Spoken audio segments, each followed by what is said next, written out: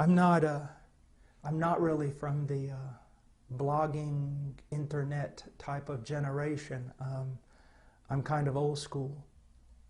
And I suppose all that stuff really has some value to it. But as I wrote recently, it really just burdens my heart, you know.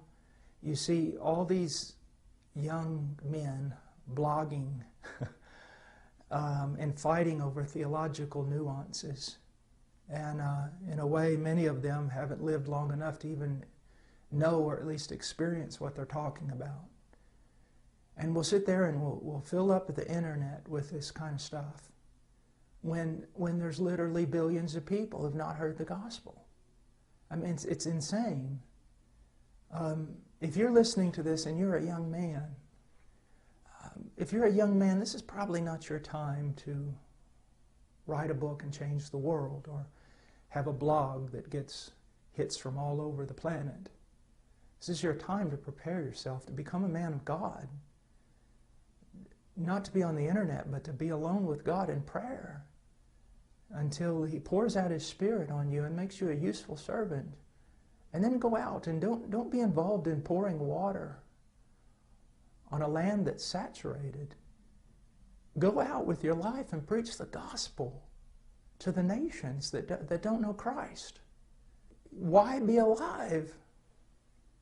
The need is tremendous. But I'm not going to tell you that the need is so tremendous and God won't get it done without you. God will get it done without you. But what a loss. What a loss of joy. I invite you to a life of just real sacrifice and a life of joy unspeakable and full of glory. Some of you young men, you need to think about this. You need to think about going out there and preaching the gospel, suffering for Christ and relishing that suffering. Now, I'm 49 years old and my body is broken into a million pieces. Like Robert Murray McShane said, you know, the Lord gave me a message and a horse, and I've killed the horse. And I feel that way, but I can tell you this, I'm glad. I'm glad. He's worth dying for, young men. And don't waste your life. Get out there and preach the gospel. Go to the fields. Go to the places where it's dark. Preach the gospel of Jesus Christ.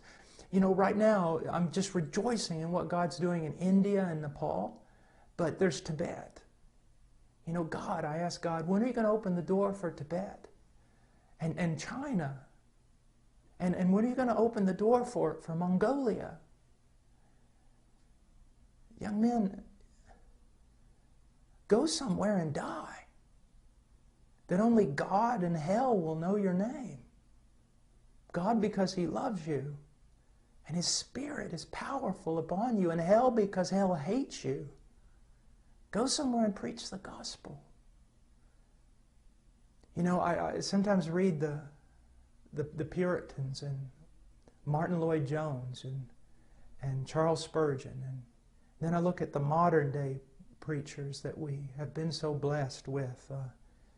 You know, men like John MacArthur and John Piper, and so many brilliant men, and all these men, they're older men, and they've studied a lot, and God's given them a voice.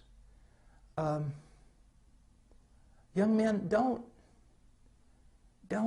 try to be them, at least not now. Go somewhere where John MacArthur and John Piper are not, and preach the gospel, and pray, and intercede.